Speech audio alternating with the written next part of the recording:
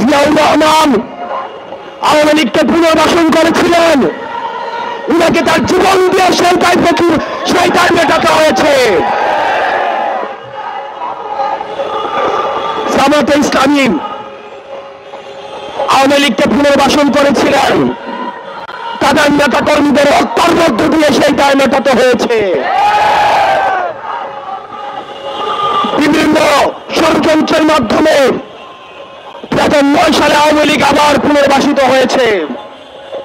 পিলখানা হত্যাকাণ্ডের মধ্য দিয়ে, রাষ্ট্রের প্রতিষ্ঠানগুলো ধ্বংসের মধ্য দিয়ে আগামী 100 বছর ধরে সেই দায় আবার আমাদেরকে দিতে হবে।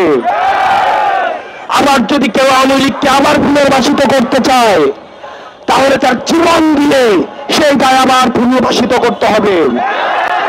প্রিয় সহযোদ্ধা, আমরা আপনাদেরকে বলতে চাই, পরবর্তী বাংলাদেশ হবে next Bangladesh is without Awami League.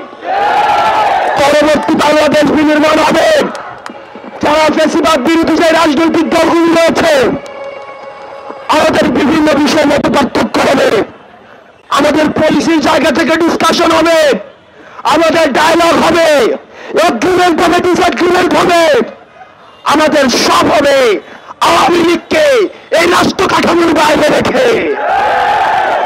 এই ঈদে জামা জুতো অ্যাক্সেসরিজের ডিসকাউন্ট। আপনাদের ভুলে গেলে চলবে না, কোন গণতান্ত্রিক প্রক্রিয়ায় ভোটের মধ্য দিয়ে কিন্তু আওয়ামী লীগের বাংলাদেশ থেকে পালাতে বাধ্য হয়নি। আওয়ামী লীগ পালাতে বাধ্য হয়েছে গণঅভ্যুত্থানের মধ্য দিয়ে। পৃথিবীর ইতিহাসে কোথাও কোন নজির নেই, গণঅভ্যুত্থানের মধ্য দিয়ে যারা পালাতে বাধ্য হয় তাদেরকে আবার নির্বাচনে ফিরিয়ে নিয়ে আসা হয়। সুতরাং আওয়ামী লীগের পতন হয়েছে 5ই আগস্ট। 5ই আগস্ট চূড়ান্ত সিদ্ধান্ত হয়ে গিয়েছে। আওয়ামী লীগের নাম, আওয়ামী লীগের মার্কা এবং আওয়ামী লীগের আদর্শ এই বাংলাদেশের রাজনীতি করার অধিকার হারিয়েছে। অন্তর্বর্তীকালীন সরকারের কাছে আহ্বান জানাবো, আমরা আপনাদের কাছে যে আশা করেছিলাম, এখনো পর্যন্ত আপনাদের দৃশ্যমান কোন পদক্ষেপ আপনারা দেখতে পাইনি। আমরা কোন নির্বাহী আদেশের মধ্য দিয়ে আওয়ামী লীগ নিষিদ্ধ চাই না, বরং আওয়ামী লীগ যে কৃত অপরাধ করেছে, যে গণহত্যা চালিয়েছে, যে গণমানুষের বাক স্বাধীনতাকে রুদ্ধ করেছে, কোন কোন হত্যার রাজনীতি চালু করেছে, আপনারা যদি সেগুলির বিচার নিশ্চিত করতে পারেন, তাহলে আগামী 300 বছরও আওয়ামী লীগের বাংলার জমিনে ফিরবে না।